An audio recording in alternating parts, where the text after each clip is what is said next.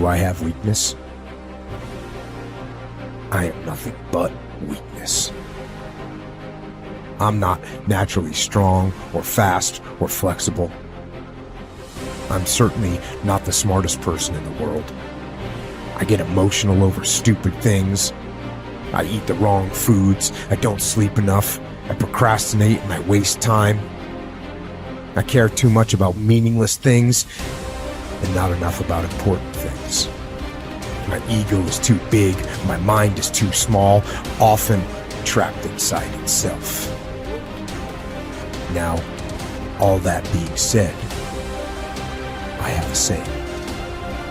A person's strength is often their biggest weakness, but their weaknesses can become strengths. Success, guys, a very, very lonely road, man. Along that road, you're not going to see too many friends. You see your shadow most often. You got to trust in the heart of hearts. Inside what you're doing, what you believe in is a worthy cause, a winnable fight. I wish I could tell you you're tired, go take a break. I wish I could tell you tired, rest for a year. I wish I could tell you that it's gonna get easier. I wish I could tell you it's gonna get easier. I wish I could tell you that if you just keep going, it's gonna get lighter. I dare you to take a stand today to say no more. I will no longer accept this for my life. I dare you to take action today.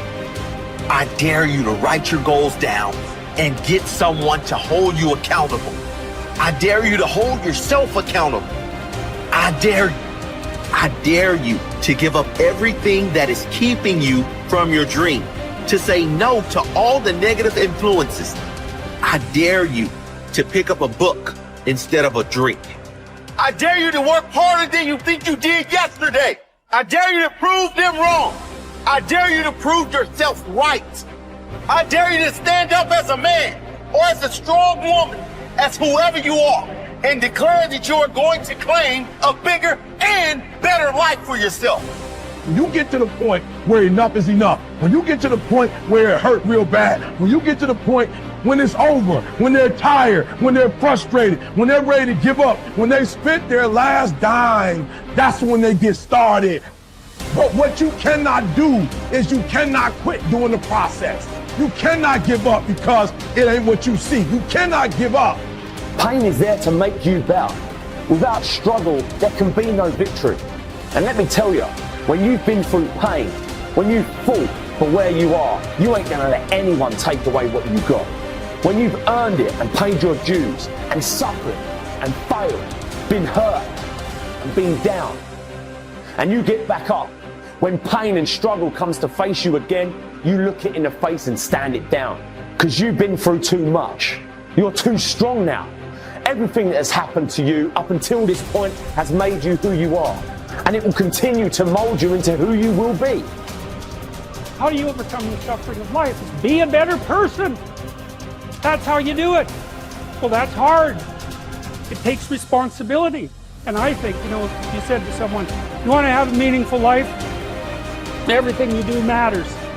That's the definition of a meaningful life. But everything you do matters. You're going to have to carry that with you. Or do you want to just forget about the whole meaning thing and then you don't have any responsibility because who the hell cares? And you can wander through life doing whatever you want, gratifying impulsive desires for how useful that's going to be. And you're stuck in meaninglessness, but you don't have any responsibility. Which one do you want? Well, ask yourself, which one are you pursuing? And you'll find very rapidly that it isn't the majority of your soul that's pursuing the whole meaning thing, because, well, look what you have to do that. You have to take on the fact that life is suffering. You have to put yourself together in the face of that. It starts with yourself, man. You got to start diving into those things that you're afraid of. You don't gain confidence by going to the spot that makes you feel good. This could be a false reality. And the second life gives you that challenge, all you want to do is go back to what made you confidence, or what gave you confidence. Is that happy spot? No. What gives you confidence, what gave me confidence, was spending years at a kitchen table trying to learn how to read and write on my own. Realizing I can't learn the way you learn. I can't, but I can learn. What gives you confidence, not being afraid It's overcoming the fear. I used to stutter severely bad. So right now, I don't know how many people are going to watch this. You know what gives me confidence? Is knowing I no longer care if I sit here and start stuttering again. That's what gives me confidence, is facing these things, overcoming them. And maybe not overcoming them every day. Facing them. And facing them, facing them. Pretty soon like this, oh man, this is where it's at. It's not in that comfort zone. It's in the discomfort zone is where my confidence is getting built. That's where it's getting built. But people want they want an easier answer. There has to be an easier way. It's not. I'm sorry. I searched for it my entire life. I did. I lied. I did everything. And I still felt empty. I walk around with a backpack with all my stuff with no car. And I walk around happiest person in the world. Have nothing. Happy as hell. It's because I found out the whole key to life. It's not in all that. Have to face yourself. So many people live to be 100 years old and they die miserable, having everything, because they never examine. I call it my live autopsy. You never examine this. Happiness, peace, enlightenment, it's all up here, man. It's all up here. And when I start talking like this, people are, man, I don't know. It's the truth, man. It's all up here. You just got to be willing to go and face it. And that's the hard part. Attitude is a reflection, a result of a person's will. It is incalculably powerful. It can bring about marvelous results for us, but we need to train it patiently, day by day. Now let's talk about the attitudes of people who are successful.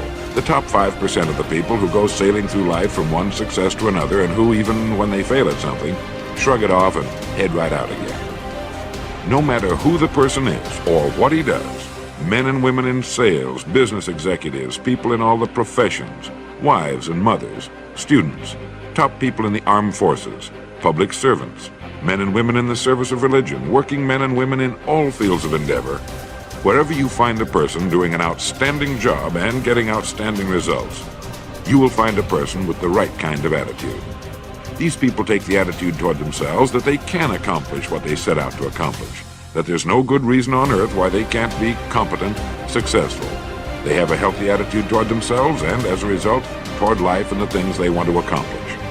And because of this, they achieve some remarkable things, and they come to be called successful, outstanding, brilliant, lucky, and a lot of other things. They're quite frequently no more brilliant or outstanding than the majority of the people by whom they're surrounded. But they did develop the right attitude, and they found their accomplishments not too difficult, and many times surprisingly easy, simply because it seems that so few are really trying, really believe in themselves. Successful people come in all shapes and sizes and in widely varying degrees of intelligence, background, and so on. But they all have one thing in common. They expect more good out of life than bad. They expect to succeed more than they fail. If you want something worthwhile, take the attitude that there are a lot more reasons why you can have it than there are that you cannot, and set out to earn it. Go after it, work at it, ask for it, and 9 times out of 10, you'll get it. Our environment is really a mirror of our mental attitude.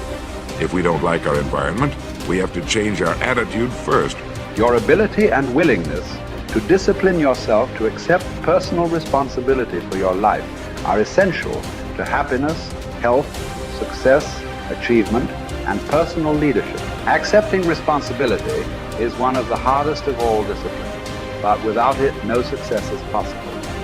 The failure to accept responsibility and the attempt to foist responsibility for things in your life that make you unhappy onto other people, institutions, and situations completely distort cause and effect, undermine your character, weaken your resolve, and diminish your humanity. They lead to making endless excuses. There is a direct relationship between the acceptance of responsibility and the amount of personal control you feel you have over your life. This means that the more you accept responsibility, the greater sense of control you experience. There is also a direct relationship between the amount of control you feel you have and how positive you feel. The more you feel that you have a high sense of control in the important areas of your life, the more positive and happy you are in everything you do. When you accept responsibility, You feel strong, powerful, and purposeful. Accepting responsibility eliminates the negative emotions that rob you of happiness and contentment.